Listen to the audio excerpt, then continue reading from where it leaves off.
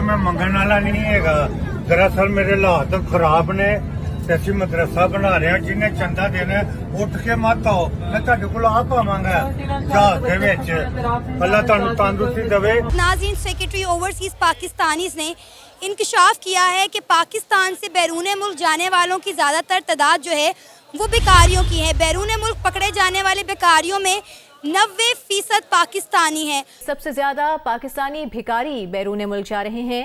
बैरून मुल्क गिरफ्तार भिखारियों में भी 90% पाकिस्तानी होते हैं। सेनेट की कायमा कमेटी के इजलास में सेक्रेटरी ओवरसीज पाकिस्तानी ने बताया कि सऊदी और इराकी सफीर कहते हैं कि उनकी जेलें पाकिस्तानी कैदियों से भर चुकी हैं। पाकिस्तान की एक एयरलाइन के अंदर वो जहाज चल रहा था तो एक बंदा खड़ा होकर मांगने लग पड़ा जहाज के अंदर इन द स्काइज।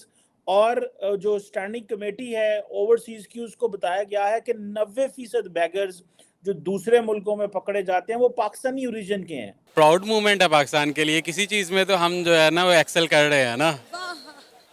वाह वाह वाह वाह, जबरदस्त। आपकी जब बुनियादों में ही खैरात है तो कौम क्या करेगी? आप मुझे ये बताएं। हमारे पिछले प्राइम मिनिस्टर ने कहा था बैगर्स नॉट चूजर्स।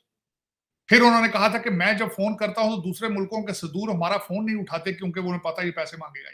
हमारे सियासतदान जहाँ जाते हैं वहाँ जाके भीख मांगने लग जाते हैं। हमारे सियासतदान भी सबसे बड़े भिखारी हैं। वो जिधर है ना, आप यूट्यूब पे सर्च मारें भिखारी, वो पहले जो है ना वजीर आजम आ जाता है हमारा। अभी देखिए ना, आप यूट्यूब पे आप भिखारी लिखे ना, वो हमारा वजीर आजम आ जाएगा पाकिस्तानी। बहुत पुराना रवाज था कि जापान में जाके ये ट्रेनों में मांगते थे गूंगे बन के। ये बड़ा ये फैशन था। और फिर वही उन्हीं बैगर्स ने आके यहाँ आपके ब्लू एरिया में प्लाजे बनाए। मैं आई विटनेस हूं इस चीज का। इतना इनकम वो करते थे जापान में। ये देखें कि वहाँ पे जितने वो कमाएंगे वो पाकिस्तान में भेजेंगे, पाकिस्तान के जो है ना वो रेमिटेंसेस में इजाफा होगा और उससे जो है ना वो हम तरक्की करेंगे। तो फिल्मों से लेकर रियल लाइफ की जिंदगी तक सारी दुनिया पूछती है कि कौन है ये लोग, कहां से आते हैं ये लोग। भाई पाकिस्तान से आते हैं, कहां से आते हैं?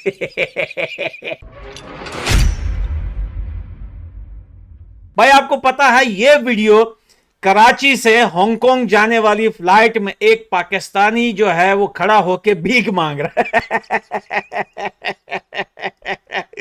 भाई ऐसा आपने कभी जिंदगी में सुना है? भाई ट्रेन में देखा है, बस में देखा है, सड़क पे देखा है, रोड पे देखा है, लेकिन एरोप्लेन में जिंदगी में पहली बार देख रहा हूं जो एक पाकिस्तानी खड़ा होकर भीख मांग रहा है।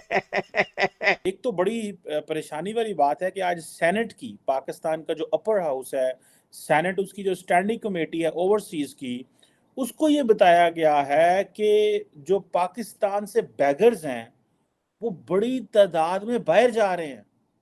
दरअसल मैं तो पहली बात है इसको समझ ही नहीं पाया इस बात को। अगले दिन पाकिस्तान की एक एयरलाइन के अंदर वो जहाज चल रहा था तो एक बंदा खड़ा होकर मांगने लग पड़ा जहाज के अंदर इन द स्काइज। और जो स्टैंडिंग कमेटी है ओवरसीज की, उसको बताया गया है कि 90% बैगर्स जो दूसरे मुल्कों में पकड़े जाते हैं वो पाकिस्तानी ओरिजिन के हैं।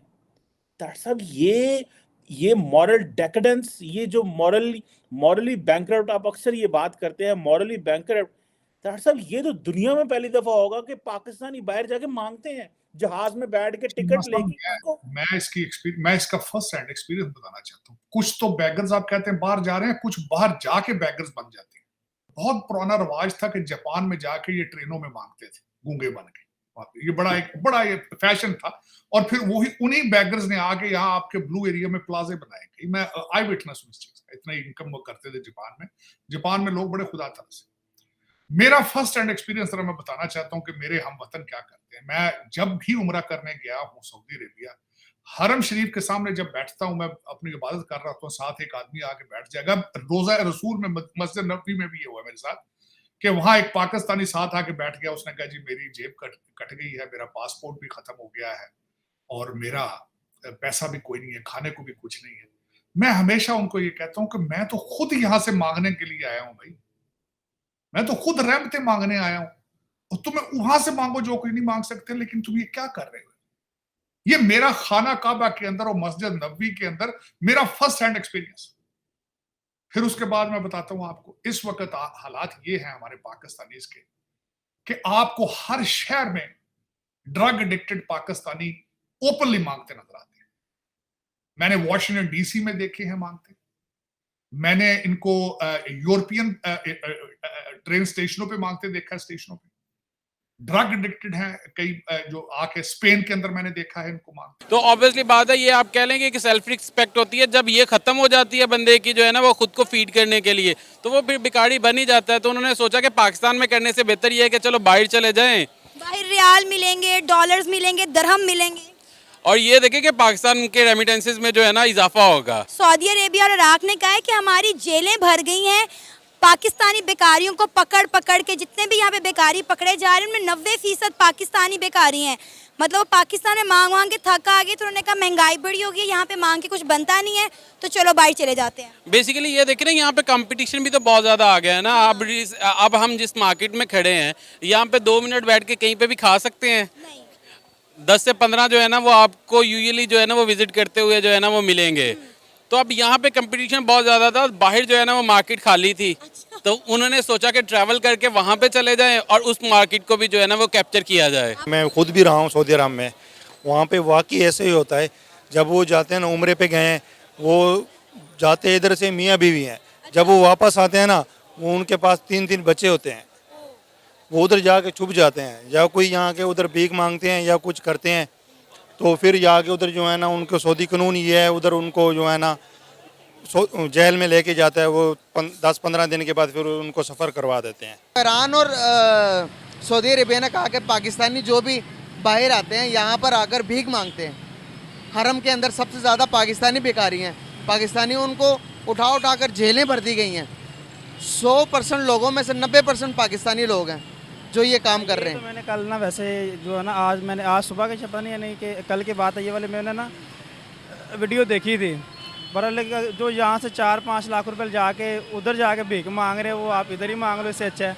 इतना बड़ा पुल है तो आप ना इधर ही मांग लो, वो उससे अच्छा है। क्योंकि देखिए एक नारा जो कि बहुत ज़्यादा जो मशहूर हो रहा है कि पाकिस्तान जिंदाबाद के बजाय लोग अब पाकिस्तान से जिंदाबाद वाले नारे लगा रहे हैं। देखिए ये तो फिर हमारी गलती है ना, सीधी सी बात। हम किसी को इसमें ना ब्लेम नहीं कर सकते हैं, क्योंकि हमारे ही लोग इधर से उधर जाकर जो मांग रहे हैं, ये देखें ना, ये हमारे ही लोग हैं ना, कोई और तो नहीं ना है। तो फिर हमारी ही, यानी कि इसमें ना समझ लें एक मिस्टेक ये हमारी है, और कुछ हमारी माशाल्लाह गवर्नमेंट भी बहुत अच्छी चल रही है। मुझे एक बात बताएं, इन सारी सिचुएशन के अंदर जहाँ पर हमारे लोग जाके भीख मांग रहे हैं, जहाँ पर हमारे क्राइसिस हैं, क्या हम हिंदुस्तान का मुकाबला कर सकते हैं? नहीं, वो तो आप बात छोड़ देना। हिंदुस्तान तो बहुत आगे चला गया अब हमसे। ये तो आप बात भूल ही जाएं कि हिंदुस्तान के साथ हमारा कोई मुकाबला है। हकीकत है ये, चाहे उधर यानी कि नॉन मुस्लिम की हुकूमत है, लेकिन पाकिस्तान से बहुत यानी कि इससे ना वो समझ लें कि उनकी एक स्ट्रगल जो है ना उनको बहुत आगे ले गई है। ये हम इस बात से एग्री भी होते हैं, मानते भी, और आप भी मानते हैं इस बात को कि यार पाकिस्तान से वाकई वो बहुत आगे चला गया। पाकिस्तान में बेकारियों की कोई कसर रह गई थी जो उन्होंने दूसरे मुल्कों में भी जाके ये काम करना शुरू कर दिया है? पाकिस्तान की तो बात मैं तो कहता हूँ, इधर ही हम खड़े हैं ना, ये कहीं भी देखें खड़े होंगे भिखारी कोई ना कोई, जिधर भी हम जाएं 2-3 आ जाते हैं, जिधर भी हम खड़े हैं। लेकिन बस ये हुकूमत को देखना चाहिए, और गुर्बत भी इतनी है और बेरोज़गारी भी बहुत ज़्यादा है, और वो क्या करें, और महंगाई भी बहुत ज़्यादा है, तो मांगे ना तो बची और क्या करें।